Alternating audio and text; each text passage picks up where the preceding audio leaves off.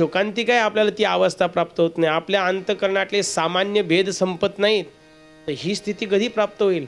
आपल्या अंतःकरणात किती भेद आहेत माहिती आहे? आपल्या अंतःकरणात एवढे भेद आहेत, एवढे भेद आहेत महाराज, की आपण आपल्यापुरतं पाहतो, आपल्यापुरतं. विठ्ठल विठ्ठल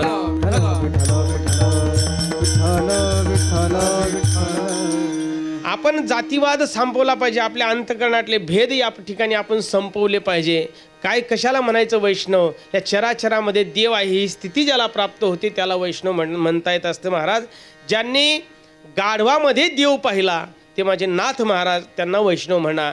ज्यांनी कुत्र्याला देव समजून त्याच्या पाठीमागं तुपाची वाटी घेऊन गेले ते माझे प्रेम भांडारी नामदेव महाराज, त्यांना वैष्णव म्हणा. ज्यांनी रेड्याच्या संबंधानं ज्ञानदेव म्हणे तोही माझा आत्मा, ज्याला रेड्याच्या संबंधानं देव समजून रेड्याला सुद्धा देव संबोधलं ते माझे विश्वमाऊली ज्ञानोबा आहेत, त्यांना वैष्णव म्हणा.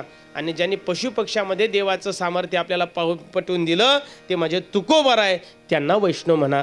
म्हणजे चराचरामध्ये देव आहे ही स्थिती ज्याला प्राप्त होते त्याला वैष्णव म्हणा. 2 व्याख्या आपण पाहिल्या. आता वैष्णवाची तिसरी आणि सरळ सोपी व्याख्या आहे महाराज. वैष्णव तो जया अवघी देवावरी माया, ज्याचं माया नाम प्रेम फक्त देवावरच आहे त्याला वैष्णव म्हणा. प्रेम फक्त देवावरच असलं पाहिजे महाराज.